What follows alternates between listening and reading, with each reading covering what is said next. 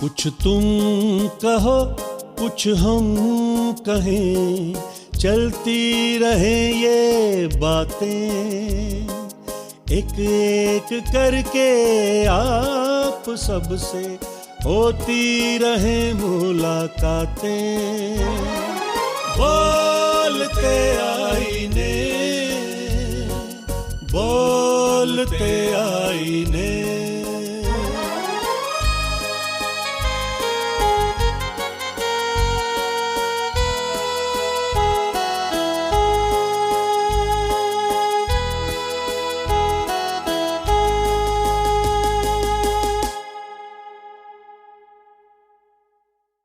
बोलते आईने में इस अंक में आप सब नाजरीन का बेहद स्वागत है।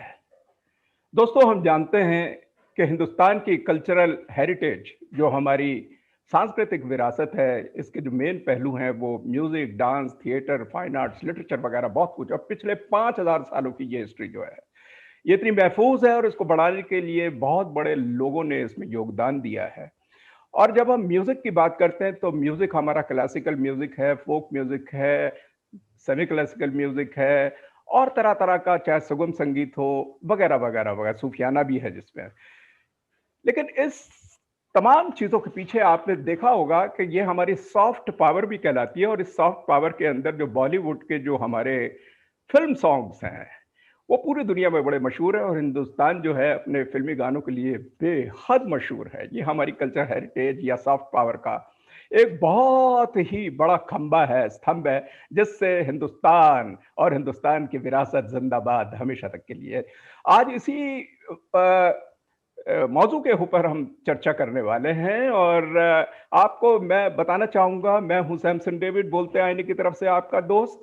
और हिंदी फिल्मी गीत जो है उसमें शास्त्रीय संगीत का जो विशेषकर जो तड़का है और जो उसकी बुनियाद है, बल्कि शास्त्रीय संगीत जो हमारी हिंदी फिल्मी गाने हैं, और उसकी स्टडी करना, उसको एनालाइज करना, आप देखेंगे कि वो इस तरीके से ही है जैसे कि एक बड़े बड़े समुद्र के अंदर चले गए और खंगाल रहे हो उसमें से मोती। इन मोतियों को बटोरने के लिए एक विशेष मेहमान मैं आपके सामने, आपके साथ ज्वाइन करा रहा हूं, श्री के एल पांडे जी, जो कि IRTS यानी इंडियन रेलवे ट्रैफिक सर्विस में काम करते थे और वॉलंटरी रिटायरमेंट लिया, और उसके बाद एडिशनल मेंबर रेलवे बोर्ड में भी रहे, और एक बड़े मशहूर राइटर और एक पोएट भी रहे हैं। और इस मौजू के ऊपर जो हम बात करने जा रहे हैं कि शास्त्रीय संगीत को ढूंढना हमारी रागों के अंदर, राग रागनियां जो हैं जिसके बेस पे हमारा हिंदी फिल्म म्यूजिक बना हुआ है, इसके ऊपर इन्होंने इतना बड़ा काम करा। पिछले 10 साल इन्होंने अपनी टीम के साथ लगाए। और मैं जब रिसर्च कर रहा था इनकी बायोग्राफी, देखने में यह आया कि इन्होंने इतने बड़े काम, जिनको हिंदी सिने राग एनसाइक्लोपीडिया बोलते हैं, मैं आपको जरूर दिखाना चाहूंगा। इन्होंने आपकी कुछ इतने बड़े बड़े ग्रंथ, एनसाइक्लोपीडिया, ये और देखिए ये सब एनसाइक्लोपीडिया, अलावा ये तो 3 बड़े ग्रंथ, और फिर उसके बाद एक सुर संवादनी पुस्तक। ये सारी के सारी चीजें जो हैं आपने पिछले 10 सालों में अपनी टीम के साथ बनाई। और इनका विशेष जो कि अट्रैक्शन है इन सारी किताबों का, वो ये है कि हमारे हिंदी फिल्म सॉन्ग जो कि शास्त्रीय संगीत या क्लासिकल म्यूजिक के ऊपर बेस्ड हैं, उसकी इन्होंने खोज करी और उसको ढूंढ के निकाला है। और इस पे 10 साल की रिसर्च के बाद हर एक चीज को एनालाइज करा, उसके पैटर्न को एनालाइज करा, शोध करा, रिसर्च करी, और देखा कि 1971 से जब पहली हमारी सबाक फिल्म या बोलती फिल्म आला मारा आई, और 2017 तक की आपने 5700 फिल्म्स निकाली, बेस्ट फिल्म्स, और उनमें से 17,000 गाने चुने जो कि सबसे खूबसूरत और अलग अलग वैरायटी के म्यूजिक डायरेक्टर्स ने बनाई हों। उनकी सब रिसर्च करके और तकरीबन 174 रागों को आपने ढूंढा। यानी कि कितना मार्वलस, अनुपम, अद्भुत काम आपने करा है। आपको हजार बारी हमारी बोलते आने की टीम की तरफ से बहुत बहुत सलाम और नमस्कार पांडे साहब। तो पांडे साहब, हम आपका बहुत बहुत स्वागत करते हैं। बड़ा ब्रीफ मैंने मुख्तसर सा आपका इंट्रोडक्शन दिया, कहने को तो बहुत सारी चीजें थी, लेकिन पांडे साहब ये बताइए कि आपका जीवन जो पढ़ाई के अंदर भी आप, मैंने देखा कि आपका एमएससी साइंस की बैकग्राउंड और टॉप क्लास में आप हमेशा रहे हैं, और साथ में आपका एक नशा या पैशन या इस तरीके से पीछे पड़ गए आप फिल्मी गानों में शास्त्रीय संगीत को ढूंढना, और इतने बड़े बड़े ग्रंथ निकाल दिए आपने कि आपको तो लोग बल्कि क्या क्या माशाल्लाह कहते हैं कि आप तो वॉकिंग इंसाइक्लोपीडिया हैं। आप बॉलीवुड फिल्म संगीत के ये इंसाइक्लोपीडिया पर्सन हमारे साथ आज बैठे हुए हैं। पांडे साहब, ये बताइएगा ये सब कुछ किस तरीके से हो गया और क्या है ये? डेविड साहब, आज बहुत अच्छा लग रहा है। सभी हमारे व्यूअर्स जो उनसे हमें इंटरेक्ट करने का मौका मिलेगा और आपसे इंटरेक्ट करने का मौका मिलेगा जी। ये एक पैशन बहुत जरूरी है लाइफ में। वो फिराक गोरखपुरी साहब का एक बहुत पुराना शेर है कि पाल ले एक रोग नादा जिंदगी के वास्ते, क्या बात है, सिर्फ सेहत के सहारे जिंदगी कटती नहीं। हाँ, बिल्कुल ठीक कह रहे हैं आप, बहुत अच्छी बात। तो एक ये पैशन हमने ये पैशन तो बात को हुआ। जी। मैं बात कर रहा हूँ 60s की, जब मैं स्कूल में था और उस समय सब्जेक्ट था म्यूजिक, एक प्रॉपर क्लासिकल म्यूजिक का सब्जेक्ट, और उसको 3 साल तक हमने पढ़ा और वोकल म्यूजिक और इंस्ट्रूमेंटल म्यूजिक उस समय सीखा। अच्छा। और हमारे गुरु जी ठाकुर सुखदेव बहादुर सिंह जी हुआ करते थे। उन्होंने बड़ी माइन्यूट चीजें बेसिक बताई। उससे हमें उस समय इंटरेस्ट जागा इसमें संगीत में। आफ्टर दैट मैं प्रोग्राम अटेंड करता था और रेडियो सुनता था, तो ये सब चीजें चलती रही, लेकिन इंटरेस्ट आगे हम और उसको परसू नहीं कर पाए। फिर वो इंटरमीडिएट, बीएससी, एमएससी ये सब होता है, करियर बिल्डिंग फिर अपने दूसरे तरह की हो जाती है, फिर कॉम्पिटिशन्स में बैठना, और फिर मैं सेलेक्ट होकर के सर्विस में आया। लेकिन वो बीजारोपण हो चुका था संगीत का मेरे जीवन में, और उससे इतना इंटरेस्ट डेवलप हुआ। फिर रेडियो सिलोन और विविध भारती खूब सुनते थे। फिर कलेक्शन ऑफ द म्यूजिक बहुत शुरू किया, records and cassettes and CDs, and अभी इस समय करीब मेरे पास रिकॉर्डेड फॉर्मेट में करीब 4.5 लाख से ज्यादा रिकॉर्डिंग्स हैं, और बड़ी पुरानी 1902 ऑनवर्ड्स, और हिंदी फिल्म संगीत और हिंदी फिल्में, ये सब चीजें समझ लीजिए जुनून एक हो गया। मैं पोस्टेड था उस समय बड़ौदा में, तो हमारे मित्र हैं Mister S K Jha, he was in ONGC, तो अभी वो रिटायर्ड हैं।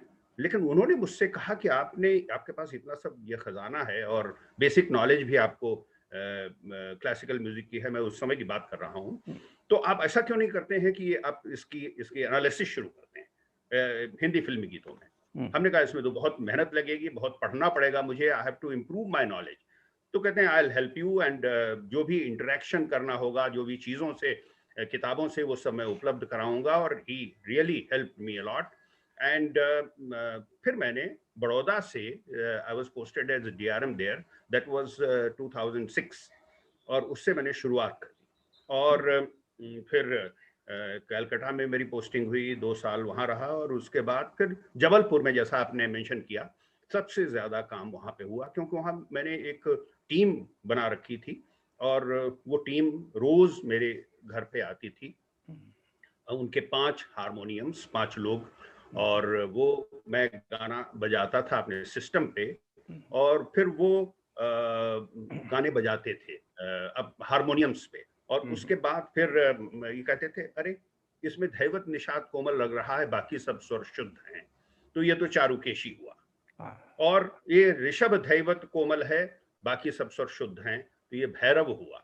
या इसमें गा धा नी कोमल और शुद्ध सब लग रहे हैं, और चलन इसका बिल्कुल पीलू की तरह है, तो ये पीलू ये हुआ। इसमें गंधार निषाद कोमल लग रहा है, बाकी सब शुद्ध लग रहे हैं, तो ये काफी हुआ। तो इस तरह की चीजें शुरू में मुझको बिल्कुल ग्रीक एंड रोमन लगती थी, क्योंकि हमने बेसिक क्लासिकल म्यूजिक सीखा हुआ था।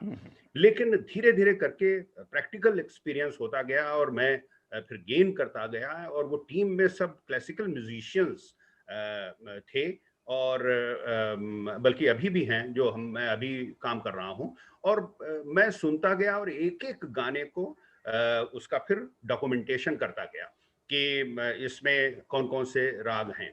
अब उसमें बड़ी मुश्किलें होती थी कि साहब जैसे एक गीत का मैं एग्जांपल देता हूँ, गीत गाया पत्थरों ने में एक गीत है बहुत सुंदर, तेरे ख्यालों में हम तेरे ही ख्वाबों में। वो आशा जी का गीत है, बड़ा मुश्किल सा गीत है, बहुत लोग उसको अटेम्प्ट बहुत कम करते हैं, लेकिन बहुत ही अद्भुत गीत है वो। मेरा ख्याल है किशोर दा के साथ गाया है वो। जी, किशोर दा के साथ वो गाया है वो। नहीं नहीं नहीं, गीत हाँ। गाया पत्थरों ने, वो आशा जी का है, हाँ। 1963, और रामलाल जी का म्यूजिक है, और रामलाल जी का है। शांताराम जी की पिक्चर है। अच्छा, तो अच्छा। राजश्री और जितेंद्र के ऊपर पिक्चराइज्ड जी है। जी जी, बड़ी मशहूर और पिक्चर। और वो गीत है, तेरे ख्यालों में हम तेरे, वो जो अपनी छेनी हथौड़ी से और पूरी ओके। मूर्ति बनाता हाँ है हाँ, वो, याद आ दैट गया काइंड मुझे। ऑफ। जी जी जी तो जी। उसमें जब देखा तो उसमें जो स्थाई था वो सारे मापा निसा सानी पामा रेसा, वो कोमल निषाद आरोह अवरोह दोनों में, यानी अच्छा। मेघ और मध्यमात सारंग के सुर। फिर देखा उसमें मीड़ भी चल रही है और स्ट्रेट नोट्स भी लग रहे हैं, तो मेघ और मध्यमात सारंग दोनों हो गए इसमें स्थाई में। पहला अंतरा देखा तो वो कालिंगड़ा में जा रहा है, यानी ऋषभ दैवत कोमल लग रहा है और भैरव नहीं है, क्योंकि नोट्स स्ट्रेट लग रहे हैं, भैरव में मीड लेकर के होता है। फिर उसके बाद दूसरा अंतरा देखा, वो पूरी अधनाश्री में जा रहा है। अब ये देखिए इस तरह की चीजें, इसको हम क्या लिखते, तो हमने ये डिसाइड किया कि हम इसको मिश्र नहीं लिखेंगे, हम हर गीत के किस सीक्वेंस में सब राग आते जा रहे हैं वो सीक्वेंशियल अपीयरेंस ऑफ राग लिखेंगे। तो ये काम थोड़ा मुश्किल था, हमारी टीम ने भी कहा इसमें बहुत आपको मेहनत लगी, हमने कहा कोई परेशानी नहीं, let it take its own time, लेकिन ये चीज अच्छी तैयार हो जाएगी। तो हमने अभी तक 20,000 गीत 6200 फिल्मों में से, जो आपने सही बताया 17,000 गीत 2017 तक, मैंने उसको 2020 तक 20,000 गीत का विश्लेषण कर लिया है, और सेकंड एडिशन इसका आ गया है जी। तो वो उसमें 20,000 सॉन्ग्स अप टू 2020। अब इसमें रागों फिर प्रैक्टिकल से उसमें सब सीखा, और ये सुर संवादिनी जो आपने देखी वो बेसिकली उसका नाम भी मैंने दिया था, सुर संवादिनी, हिंदुस्तानी क्लासिकल म्यूजिक ए लर्निंग एक्सपीरियंस। मैंने सीखता गया और लिखता गया। तो वो ऑफ कोर्स वो ग्रामर है, और ग्रामर जो है वो मैंने कंपाइल की है, none of my contributions except of course उसमें मैंने चक्र जो बनाया है, समय चक्र 120 रागों का, वो मेरा खुद का डिजाइन किया हुआ है। तो various things have been done. तो इस तरह से वो एक चलता रहा और अभी भी जारी है। ये तो एक आपने बड़ी अच्छी यात्रा का डिस्क्रिप्शन दिया, और ये नेचुरली एक ऐसे सवाल की तरफ मैं आ रहा हूँ। बड़ा इंटरेस्टिंग सवाल ये है कि जिस तरीके से फरमाया यह गया कि 1931 में जब बोलती फिल्म आलम आरा के बाद जितने फिल्म के सॉन्ग्स बने, और उनमें शास्त्रीय संगीत था ही, और बल्कि आज तक भी चाहे कोई भी कैसा भी गाना बना ले, बाय डिजाइन या बाय डिफॉल्ट कुछ भी हो, शास्त्रीय संगीत तो मिलेगा ही मिलेगा। लेकिन उस वक्त के शुरुआती दौर में जब गाने बनते थे पांडे साहब, तो उनकी म्यूजिकल कॉम्पोजिशंस जो थी वो किस प्रकार की होती थी? क्या प्योर क्लासिकल पे होती थी, या मिक्स होती थी, या आपकी तरह होती थी, कैसे होती थी उस शुरुआती दशक का, बल्कि मैं कहूंगा, और दशकों के साथ बदलती रही ये नेचर प्रोसेस राग एनालिसिस का जब आप कर रहे हैं, तो इसको प्लीज बताइएगा, शुरुआती के दौर में किस तरीके का म्यूजिक रहता था? देखिए ये सब आई ओपनर्स रहे, मतलब हमको देख करके ये सब ताज्जुब होता था कि अरे ये सब चीजें हुई हैं जो अभी तक इसको लोगों ने उजागर नहीं किया। बट एनीवे, मैं I feel my self blessed and I thank God for this कि हमको माध्यम बनाया है सब करने के लिए। 30 के दशक में बहुत ही शुद्ध रागों का प्रयोग होता, शुद्ध इन द सेंस कि एक राग और एक गीत, मिक्सचर बिल्कुल नहीं होता था। यानी वैसे तो हर गीत में राग होता है, क्योंकि बिना राग तो it's a grammar of music, यानी रंजयति इति रागम कहा जाता है, any combination of notes which creates melody is राग। और हमारे 7 स्वर है शुद्ध और 5 कोमल मिलाकर के 12 स्वर, और 7 आरोह और 7 अवरोह जो असेंडिंग और डिसेंडिंग नोट्स हैं, तो संपूर्ण हो गया। 6 में षाडव हो गया, 5 में ऑर्डर वर्ड हो गया है तो राग के हिसाब से है। जो परम्यूटेशन कॉम्बिनेशंस हैं वो 4840 बनते हैं अर्थमेटिकल। ओके। अब इतने राग होने चाहिए लेकिन इतने होते नहीं हैं, क्योंकि होते नहीं। सभी परम्यूटेशन कॉम्बिनेशंस जो स्वरों के हैं वो माधुर्य उत्पन्न नहीं करते, मेलोडी जनरेट नहीं करते, मूड जनरेट नहीं करते, तो उनको राग नहीं कहते, वो परिभाषा के अंतर्गत नहीं है। वो करीब 600 होते हैं। हमें हिंदी फिल्म संगीत में कुल 174 राग उन 600 में से मिले, क्योंकि उसमें कुछ प्रचलित हैं कुछ अप्रचलित हैं। अब आते हैं हम 30 के दशक के ऊपर, तो उसमें एक राग एक गीत पर रहता था, लेकिन वो राग कौन से थे? जो आजकल प्रयोग किए जाने वाले राग हैं वो नहीं थे। अब देखिए, भैरवी ऐसा राग है जो बहुत शुरू से ही उसको यूज किया जाता रहा। यहाँ तक कि आलम आरा का जो पहला गीत है, यानी first song of Hindi films, दे दे खुदा के नाम गर हिम्मत है कुछ देने क्या की, बात है, वो भी भैरवी में है। अच्छा अच्छा। और वो गाना, क्योंकि वो आलम आरा किसी फॉर्म में अभी अवेलेबल नहीं है, लेकिन जी, वो जी, जी। आलम आरा के साथ ये रहा है कि आलम आरा 3 बनी है, एक 1931 में, एक 1956 में और एक 1973 में। अच्छा। तो 73 वाले में एक साहब जो वजीर मोहम्मद खान साहब थे जिन्होंने ये गाना गाया था, वो तीनों आलम आरा में थे। वाह। तो 1973 वाले से मैंने ले लिया और उसको एनालाइज कर लिया। अच्छा। तो वो देखिए वहां से शुरुआत हुई। और कौन कौन से राग हुआ करते थे? दुर्गा, देस, खमाज, मालकौस और तिलंग, काफी, ये सब हुआ करते थे। कौन कौन से नहीं होते थे? नहीं होने वाले में साउथ इंडिया से जो आए हुए हैं राग, जैसे शिवरंजनी नहीं था जी, चारुकेशी नहीं था, और झिंझोटी नहीं था, बसंत मुखारी नहीं था। ये सब आए हैं 50 के, मतलब एंड ऑफ 40 से। और भैरवी तो हमारा शुरू से ही चला हुआ है, लेकिन भैरवी भी बहुत कम प्रयोग हुआ है बीच में। ये बड़े बड़े जो कठिन राग हैं वो सब बहुत प्रयोग किए। तिलक कामोद प्रयोग किया गया, देश प्रयोग किया गया उस समय। लेकिन ये सब राग बाद को आए 40s में। जैसे शंकर जयकिशन की 49 में हमारी आई बरसात, भैरवी वहां से शुरुआत हुई, मतलब इन ए बिग वे। और पहाड़ी भी नहीं था, पहाड़ी 48 में ये शुरुआत हुई है। पहाड़ी तो इतना मशहूर प्रचलित। हाँ बिल्कुल। और पहाड़ी शुरुआत हुई है, ये समझ लीजिए सुहानी रात ढल चुकी। अच्छा, तो 1949 का है वो, तो शायद 49 दुलारी तब से शुरुआत फिल्म का है। बिल्कुल। और उससे पहले छुटपुट कहीं पहाड़ी का प्रयोग दिख जाता है, वही 5 स्वर का सारे गाफा दासा है, लेकिन in a big way from 49 onwards. अच्छा। और 50s में खूब प्रयोग हुआ, 60s में खूब प्रयोग हुआ, 70s 80s 90s, and now only 2 ragas. Just imagine, हर दशक में अलग अलग पैटर्न हमें रागों का देखने को मिलता है। और अभी इस समय भैरवी का एक वो स्वरूप जिसमें ऋषभ शुद्ध लगता है, वो बहुत प्रयोग हो रहा है। शुद्ध ऋषभ की भैरवी, उसको नट भैरवी कहते हैं हमारे हिंदुस्तानी शास्त्रीय पद्धति में। तो वो बहुत लगती है। उसको या तो हम मिश्र भैरवी कह दें, या उसका क्लासिफिकेशन प्रॉपर जो किया गया है उसमें नट भैरवी कर दें। मैंने नट भैरवी किया है। अच्छा। तो वो अभी बहुत प्रयोग होता है और पहाड़ी बहुत प्रयोग हो रहा है।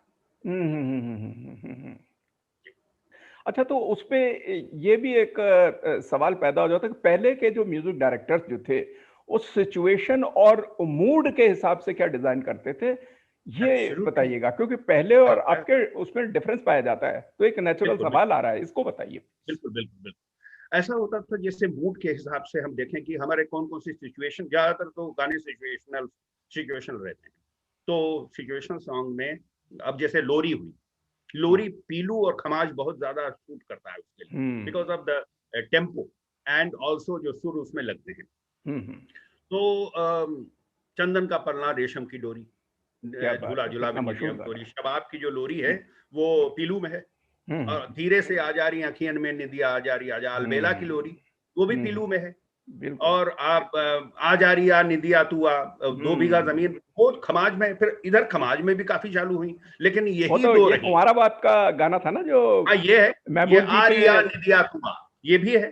तो ये सब, हाँ, तो ये सब उसी में पीलू और खमाज में चली हैं ज्यादातर। और ये तो और मूड के हिसाब से देखिए, जितने भी रोमांटिक सॉन्ग्स यूज हुए हैं उनमें ज्यादातर पहाड़ी और भैरवी, और अच्छा। जो बहुत ही थोड़े और लंबी लंबी वर्सेस जिनमें होते हैं वो यमन में है। तुम गगन के चंद्रमा हो है, मैं धरा की धूल हूँ, ये यमन में है।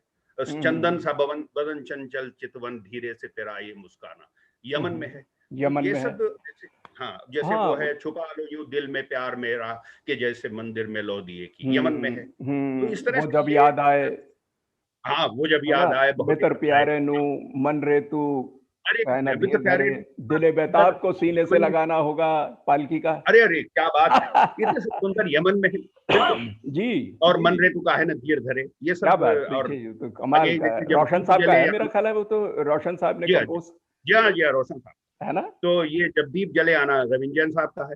तो हाँ देखिए ये हाँ। सब कैसे हुजूर इस तरह कदर दीन इतरा के चलिए, ये यमन है। तो इस तरह से उसको यूज अभी आजकल तक, यानी बाजीराव मस्तानी में यमन है।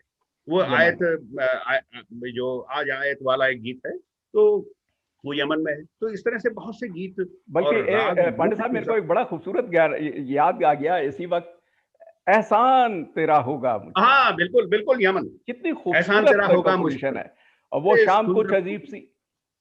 हाँ बिल्कुल बिल्कुल बिल्कुल यमन। तो अच्छा, ये सब देखिए, देखे जिंदगी भर कभी नहीं भूलेंगे नहीं वो भूलेगी वो बरस। बरसात की रात, देखिए बिल्कुल कैसे यमन। एकदम फुहारा फूटता है। हाँ, तो अब ये सब कितने गाने देखिए हैं, कितने गाने हैं, एक इतने से एक गाने सुंदर। हैं। और वही हाल पहाड़ी का है। पहाड़ी में पहाड़ी का देखिए, है। देखा एक ख्वाब तो ये सिलसिले हुए, हाँ और हाँ। कोरा कागज था ये मन मेरा, ये जी। सब पहाड़ी। सुहानी रात ढल चुकी है, ये 14वीं का चांद हो या आफताब हो, ये हाय भी हाय पहाड़ी हाय, है। कितना तो ये कितना सब खूबसूरत। कितने सब सुंदर पहाड़ी के वो बहारो मेरा जीवन भी समारो। हम्म। खयाम साहब के देखिए आप, इतने सुंदर पहाड़ी के कितनी बात प्रयोग है। हैं। एक बहुत पहले हाँ शोला और शबनम फिल्म आई थी 1961 में, जाने क्या हाँ ढूंढती हाँ, हैं। धर्मेंद्र और तरला तरला मेहता की। कितना मशहूर गाना, और देखिए एवरग्रीन सॉन्ग है। अरे और बहुत बढ़िया। 1964 में दोस्ती की एक जो आई थी, जाने वालों जरा हाँ मुड़ अरे के देखो मुझे, मैं भी सब, इंसान हूँ। ये सब देखिए, ये सब फिर एक ऐसे जो ऐसे वादा किया वो निभाना पड़ेगा, ताज निभाना बैठ के पड़ेगा। देखिए, पहाड़ी में कितने ये कितने बड़े सब सुंदर है। एवरग्रीन सॉन्ग्स हैं। यस ये यस यस। बाद में करवटें बदलते, आपकी कसम रहे वाला, चलता है रात में। कभी कभी अच्छा मेरे दिल ऐसा में होता है। ख्याल आता है, हाँ खयाम कभी साहब का कभी जो आप कह रहे हैं, ये ये अब तमाम जो देखिए, है। ये 5 स्वरों के हैं, 5 स्वर, सारे गा पा धा सा, क्या 5 बात स्वर है, में बना हुआ है। और 5 स्वर ताज्जुब की में। चीज है, हाँ, और ताज्जुब की चीज ये है कि north eastern part of India, and if you go eastwards, यानी अच्छा चाइना, अच्छा। वियतनाम, जापान, कोरिया, ये सब 5 सुरों का संगीत है, और ज्यादातर पहाड़ी। तो सर ये हो गया कि पूरा जो इंडियन सब कॉन्टिनेंट कह लीजिए, जी और साउथ जी ईस्ट जी, एशिया कह लीजिए, एब्सोल्युटली। तो वहां बड़ा पर ये ताज्जुब, जो आपके पहाड़ी के सुर जो हैं, उन पे उनकी कॉम्पोजिशन उनके गानों की भी चलती है।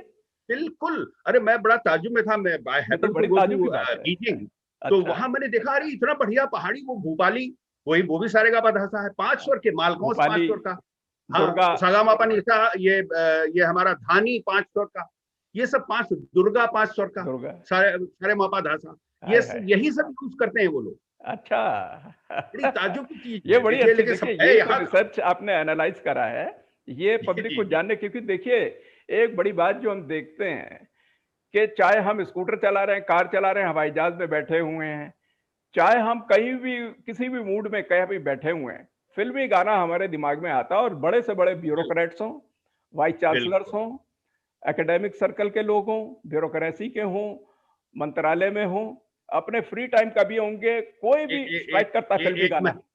एक मैं और ऐड करूंगा। शास्त्रीय संगीत जानने वाले और शास्त्रीय संगीत गायक और वादक हों, वो भी अरे यही अरे, सुनते हैं। ये तो बहुत बड़ी बात वो कही। भी यही सुनते हैं। कहने को, भाई हमें क्षमा करेंगे जो कोई देख रहे होंगे, कहने को वो दूर रहते हैं कि हम तो प्यूरिस्ट हैं, ये लेकिन मैंने, सॉरी टू पंडित से, साहब, ये मैंने लेकिन वो महसूस भी यही करा है सुनते हैं। हाँ? कि बड़े बड़े जो लोग होते हैं कभी, और एक जी जमाना तो ऐसा था, और मैंने एक बहुत बड़े वक्ता को कहते हुए सुना कि फिल्मी म्यूजिक क्या सुन रहे हो तुम, शास्त्रीय संगीत को सुनिए। लेकिन उनको ये नहीं पता कि भाई फिल्मी गानों में तो शास्त्रीय संगीत है।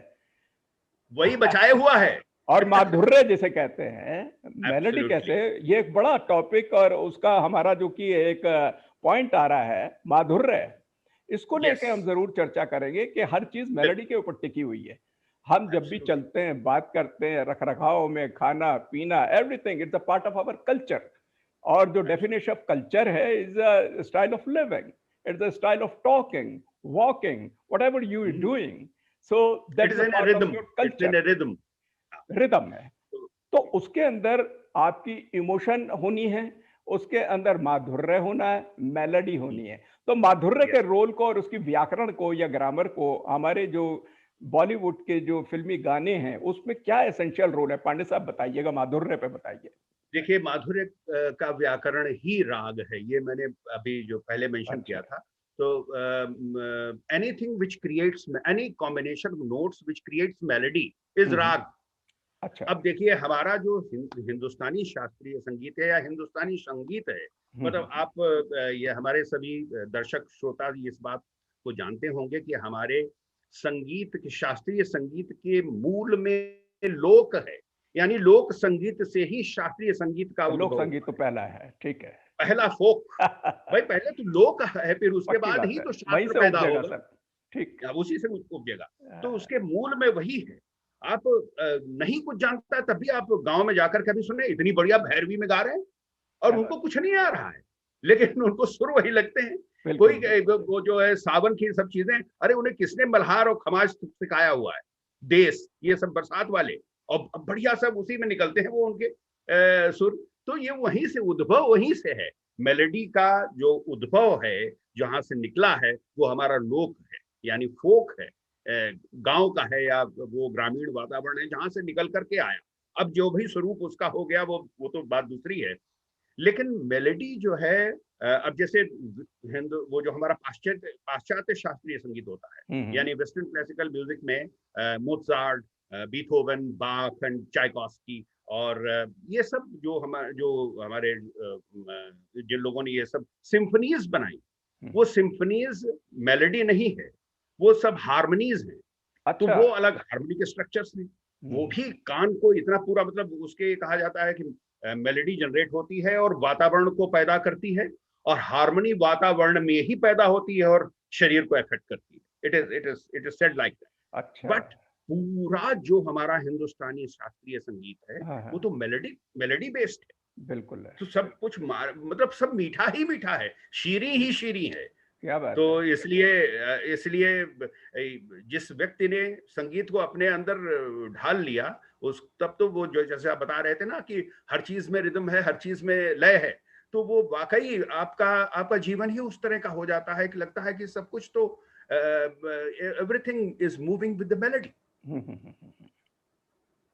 अच्छा, ये अलग अलग म्यूजिक डायरेक्टर्स हैं हमारे, तो कितने बड़े बड़े म्यूजिक डायरेक्टर्स हुए हैं और कईयों से तो जी आप भी मिले हैं, उस चर्चा पर तो अभी मैं आऊंगा। जी जी। लेकिन ये बताइएगा पांडे साहब कि ये जो अलग अलग म्यूजिक डायरेक्टर्स इतने बड़े बड़े जो पैदा हुए हैं हमारे हिंदुस्तान की म्यूजिकल बॉलीवुड के जो गानों की हेरिटेज में पर्टिकुलरली, उन्होंने कुछ अपने पर्टिकुलर राग, क्लासिकल राग यूज कर रहे हैं और उनके प्रति विशेष उनकी रुचि भी रही, प्यार भी रहा और उनको यूज करा। इस पॉइंट बिल्कुल पे ठीक है। बताइएगा कि जैसे नौशाद साहब थे, एस डी बर्मन साहब थे, खयाम हाँ, साहब, ये बिल्कुल तमाम बड़े बिल्कुल। बड़े लोग जो हैं, इन्होंने कोई पर्टिकुलर, या शंकर जयकिशन ने कोई पर्टिकुलर ज्यादा इस पे कुछ बताइए। हाँ मैं बिल्कुल बताता हूँ। देखिए ये पर्सनल लाइकिंग डिसलाइकिंग बिल्कुल आ जाती है किसी भी बनाने में, किसी भी म्यूजिक डायरेक्टर में।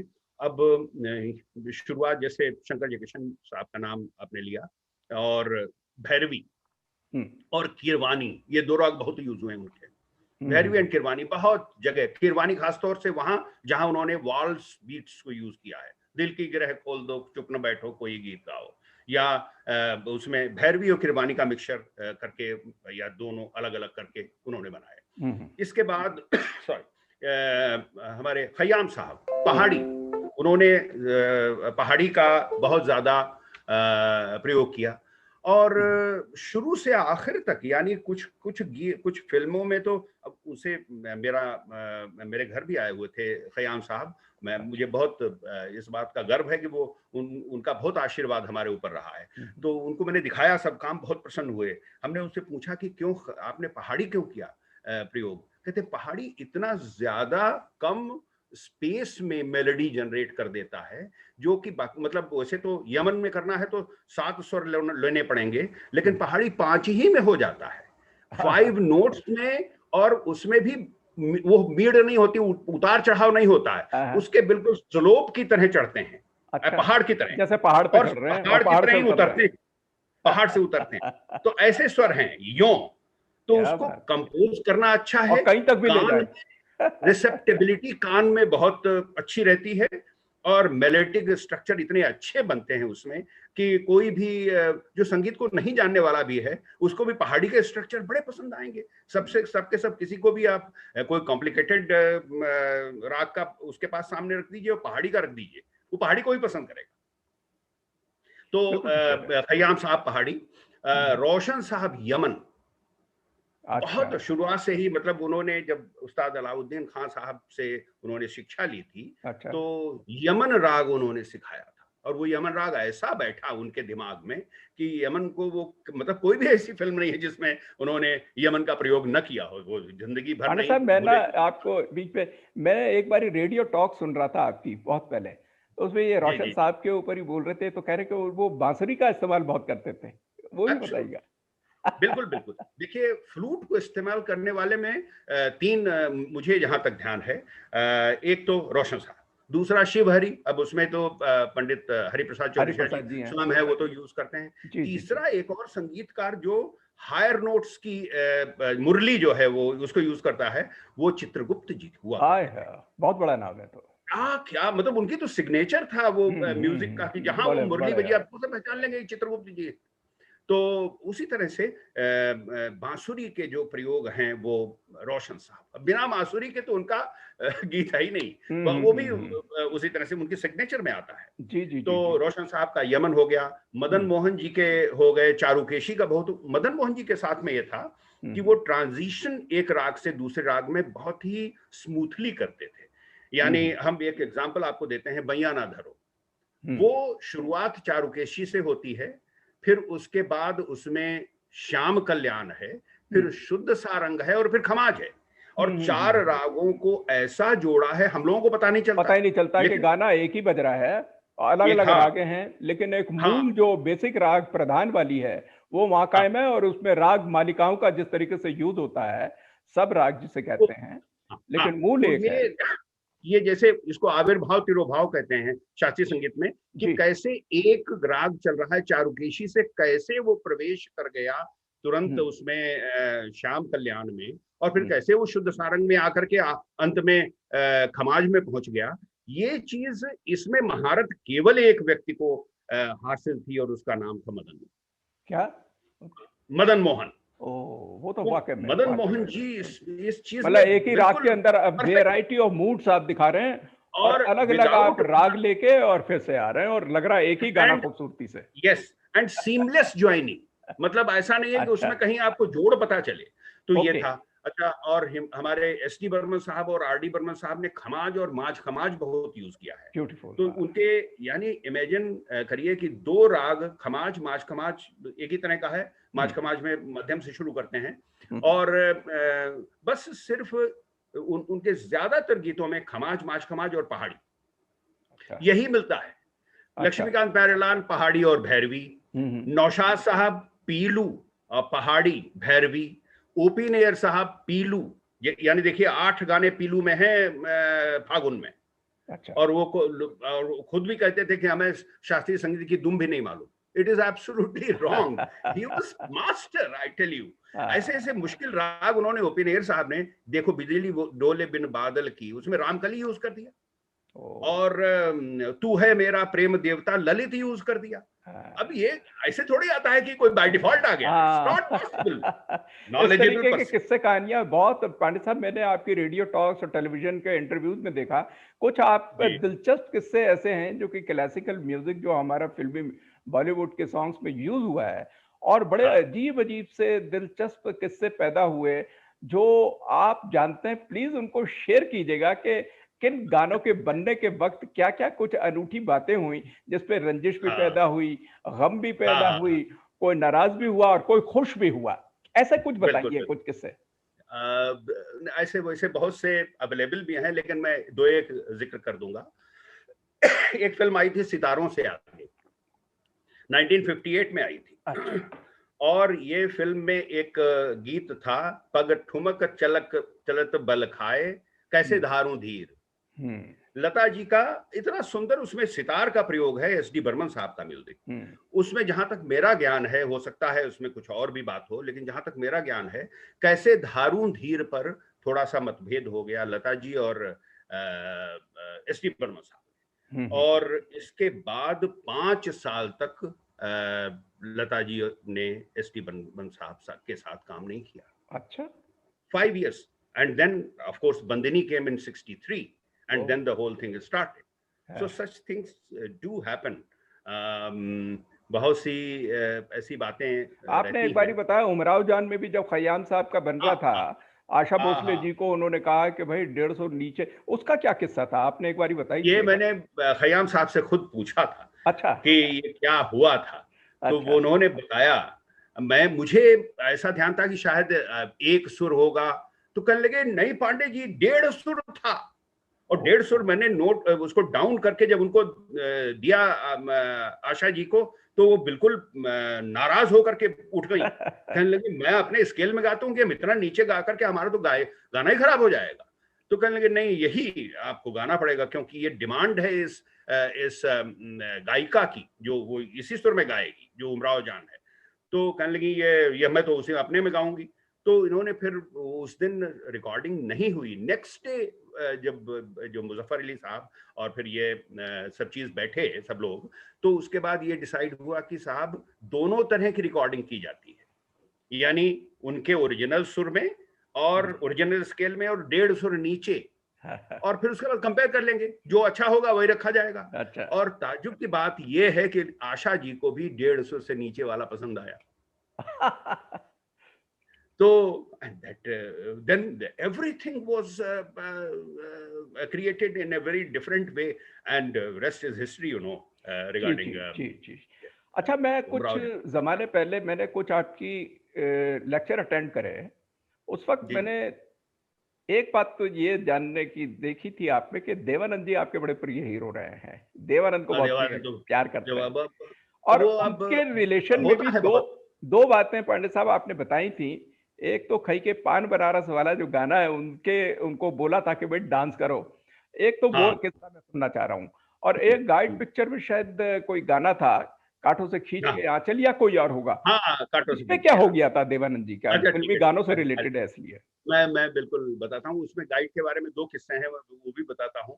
वो हो सकता है बहुत से लोगों को पता न हो। एनीवे, ये first is regarding the first one you said, that was regarding खई के पान बनारस वाला।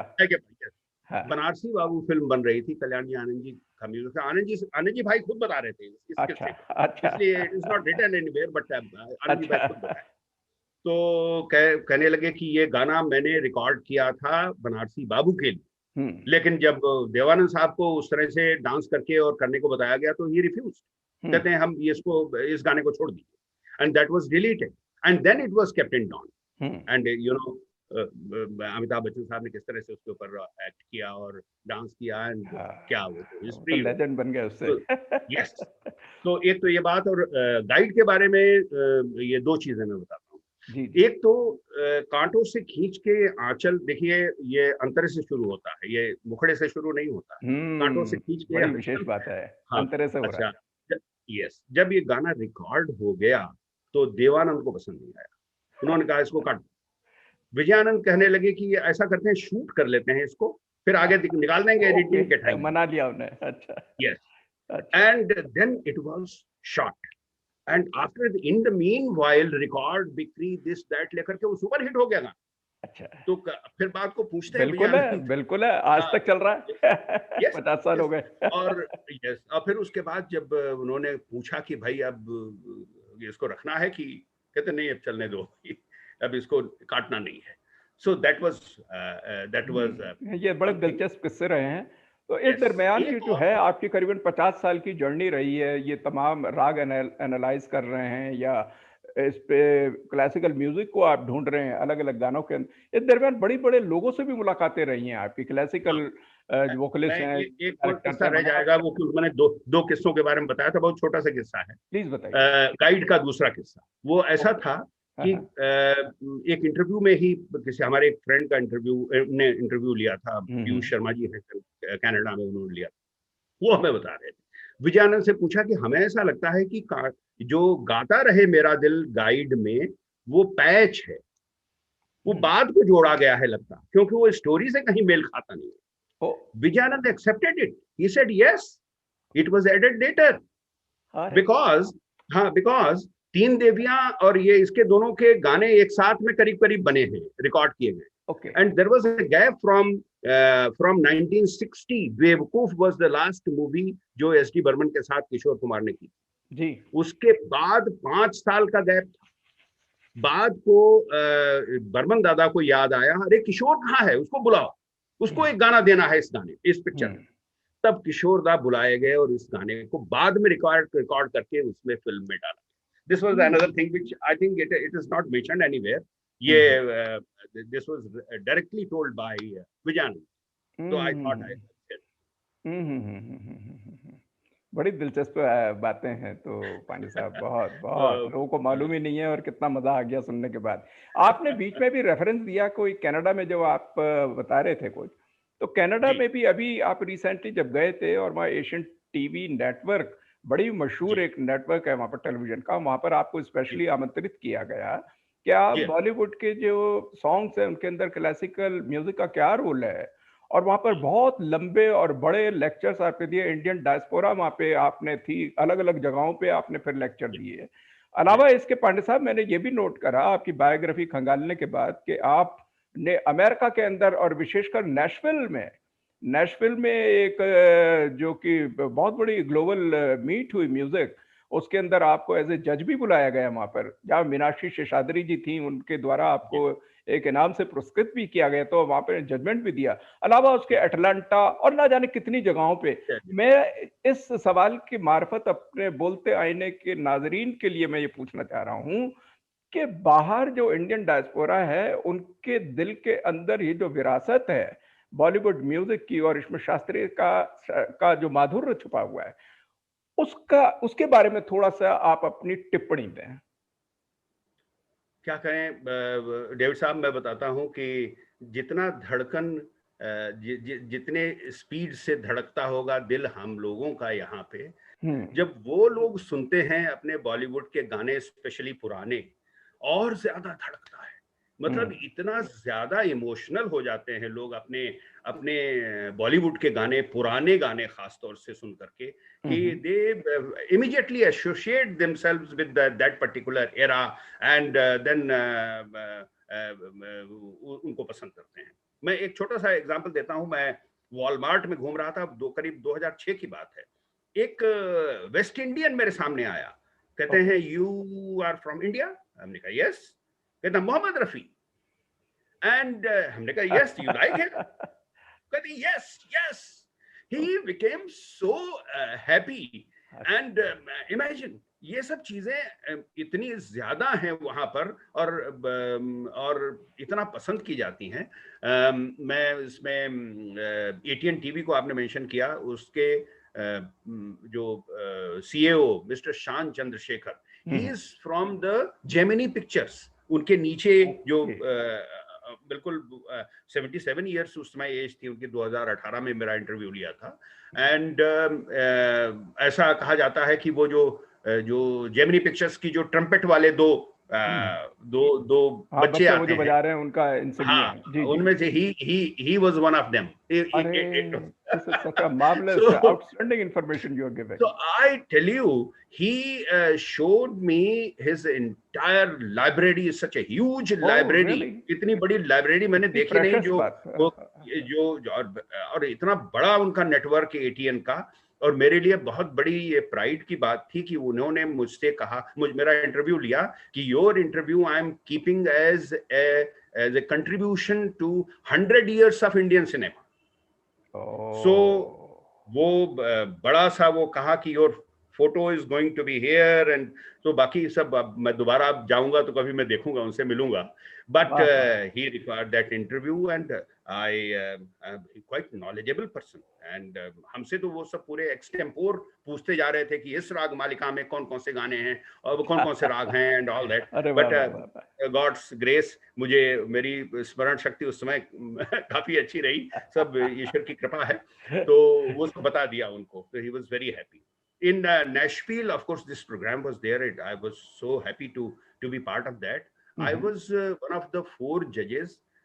Two were Americans and 2 were Indians. One lady अच्छा, was there from Atlanta and one was myself. Okay, And 52 artists from all over the world, they participated अच्छा, and performed on Western classical, Hindustani classical and okay. Bollywood and मतलब Bollywood काफी उसमें था, और फिर उसको हम लोगों ने जज किया था। That was fantastic and I tell you बहुत कितना अच्छा लगा। कितना बड़ा काम, कितनी बड़ी यादगार। ये बहुत तो ईश्वर यस, ईश्वर ने कितना बड़ा आपको एक मौका दिया जो बहुत करोड़ों बड़ी लोगों में कृपा, से किसी बहुत को बड़ी मिले। कृपा, इट्स गॉड्स ग्रेस। और वहाँ नेशविल जैसी जगह में, which is supposed to be, Nashville तो यू नो, म्यूजिकल सिटी कहलाती है अमेरिका यस में। You have, I think you have been there. हाँ, आई तो वाज देयर। यस, तो ये नेशविल में तो क्या मतलब, वो बिल्कुल जैसे वबलिंग विद म्यूजिक है, तो आप गली में कहीं से निकल जाएं तो वहां आपको संगीत ही सुनाई देता है। संगीत और कंट्री तो साइड यस, म्यूजिक तो वहाँ पर बहुत चलता है और मैंने बस बड़ा कंट्री सीखा, कंट्री थोड़ा म्यूजिक बहुत तो गाया। बिल्कुल होती है। यस। तो दैट, यस। अब इसके साथ ये तो मैंने आपका इंटरनेशनल कंट्रीब्यूशन देखा। एक देश के अंदर जो पिछले कई सालों से आप एक काम कर रहे हैं, बल्कि उसके 2-3 पॉइंट मैं गिनाना चाहूँगा कि ऑडियो विजुअल प्रेजेंटेशन आपकी बहुत यूनिवर्सिटीज़, कॉलेजेस, एजुकेशन इंस्टीट्यूट्स या कल्चरल इंस्टीट्यूशंस के अंदर जा जाके आप प्रस्तुत करते हैं।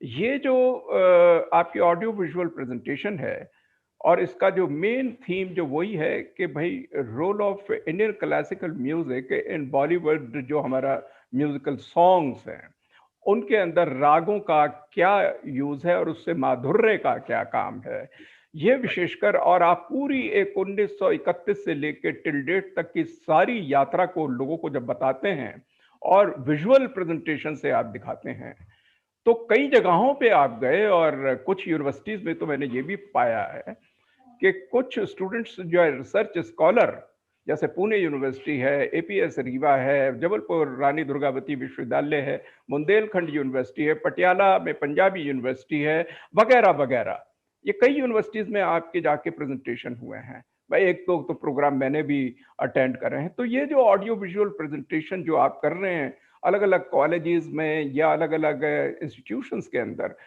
आपका वहां पर जो रिएक्शन आप देखते हैं, या जितने सुनने वाले हैं, वो किस तरीके का होता है और इससे क्या उपलब्धियां हो रही हैं? मैं आपको ऑनेस्टली बताता हूँ, जो पहला प्रेजेंटेशन मैंने दिया था that was in Allahabad university music faculty, okay. और मैं बड़ा डरता डरता अपना प्रेजेंटेशन दे रहा था कि भाई मैं क्लासिकल म्यूजिक के एनवायरनमेंट में जा रहा हूँ, जहाँ सामने सब बैठे क्लासिकल म्यूजिक के बड़े बड़े लोग, वो कोई ध्रुपद का था, कोई ये, और सब हमारा सुनने आए हुए थे। तो जी मैं जी। बहुत डरा हुआ था। हाँ बिल्कुल, बट डर एनीवे, होंगे वो होंगे। करीब, हाँ हाँ हाँ। हाँ, 3 साढ़े 3 घंटे चला and they enjoyed like anything. Hmm. My second presentation was in Khairagarh Music University Indira कला और संगीत इंदिरा विश्वविद्यालय कला खैरागढ़। विश्वविद्यालय। जी। यस, और वो मेरे दिमाग में अब ऐसा बसा हुआ है, 4.5 घंटे का प्रेजेंटेशन, अच्छा। कि कोई भी मतलब वॉशरूम तक नहीं गया उसको छोड़ करके। I oh. I tell you, and that was so wonderfully organised by them, and question answer sessions, and फिर मैंने नेक्स्ट डे भी रुक करके मैंने 1.5 घंटे फिर वो students where they were so inquisitive about various things, तो वो वहाँ पे किया। फिर मैंने बहुत से सभी क्लासिकल म्यूजिक यूनिवर्सिटीज में, और सबसे बड़ी बात ये रही कि now lot of people they are doing research on film related subjects. तो बहुत से 11 लोगों ने तो, अब तो मतलब 9 लोगों की तो उसमें कंप्लीट भी हो गई है, ओके। तो बाकी भी और भी जुड़ गए हैं।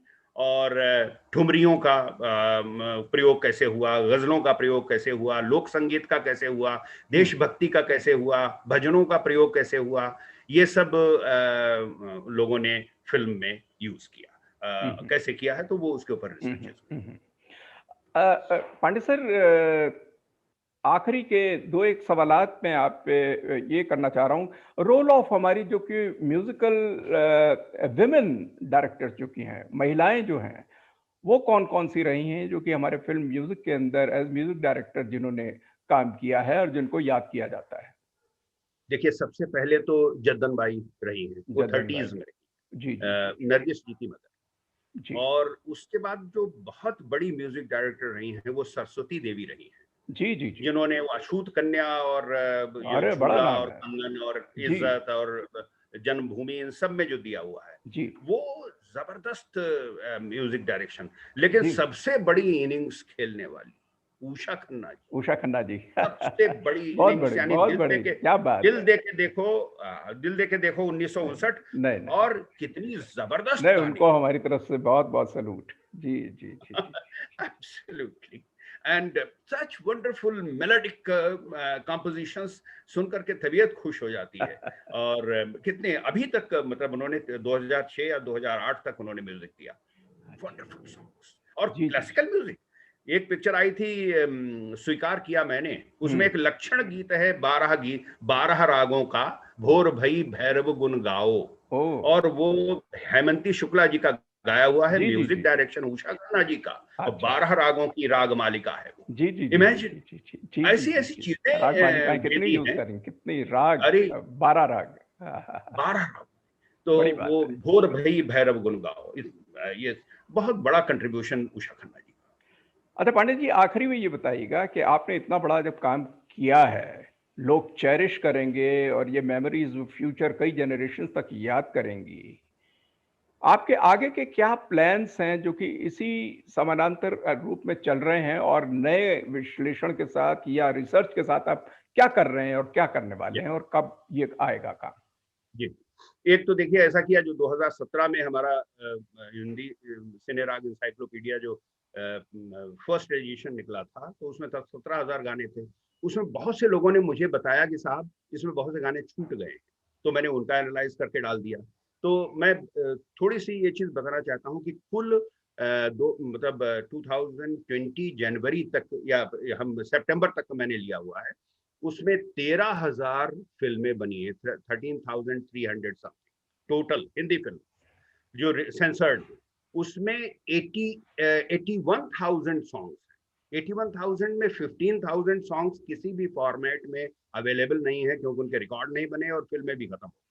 जो बाकी हैं उनको अपने पास रखने की कोशिश की है, और उसी में से मैंने छांटे हैं वो गीत जिनमें जो बहुत मधुर थे और जिनमें शास्त्रीय पक्ष जिनका प्रबल था, तो उन्हीं का एनालिसिस वो 20,000 का किया हुआ। आगे की योजना मेरी ये है कि जिसमें मैं अभी भी लगा हुआ हूँ, वो है गैर फिल्मी गीतों का विश्लेषण। ये तो हमारी बहुत गजलें, ओहो, गीत फैंटास्टिक। और भजन और ठुमरियां, जी ये सब जो शास्त्रीय गायकों ने और बाकी गायकों ने गाई हुई हैं, उन जी सब का विश्लेषण मैं शुरू कर जी दिया है जी मैंने। जी जी करीब मैं 5,000 4,500 तक मैं कर चुका हूँ गानों जी का, तो अभी जी लगता है करीब 1,500 और जी जी जी बाकी। जी। तो ये करने में वो बहुत आनंद आ रहा है, इतने बढ़िया। और उसमें एक खास चीज ये दिख रही है, एक राग एक गीत, उसमें अक्षर नहीं है। ओके मालकोस में है तो मालकोस में है वो गाना, ओके। और अगर पूरिया धनाशरी में है पर्टिकुलर पूरिया राग। धनाशरी, पूरिया जी कल्याण में पूरिया कल्याण, कुछ और नहीं। सोहनी में इतने अच्छे अच्छे कंपोजिशन हमारे गैर फिल्मी वो रह जाते, तो अब बड़ा अच्छा लग रहा है कि ये चीज आ जा रही है। जी तो पांडे सर, बहुत बहुत हमें प्रसन्नता हुई आज इस प्रोग्राम बोलते आईने में आए, और ऐसी ऐसी कुछ अद्भुत बातों का पता चला है जो कि अभी तक हमें पता ही नहीं था। और एक बारी फिर से हम जहमत देना चाहेंगे कभी फ्यूचर में कि नई बातों के साथ एक बारी फिर से आमंत्रित किएंगे आपको। और मैं अपने बोलते आने के सारे नाजरीन और जितने सामीन हैं सबको मैं ये बताना चाहूँगा कि अगली एक बारी फिर से अंक में श्रृंखला में एक नई शख्सियत के साथ हम प्रस्तुत होंगे। पांडे सर, बहुत बहुत thank you very very much. We love this program, we love inviting you over here and listening from you. Thank you very much sir. Thank you so much. Thank you. बोलते आईने, बोलते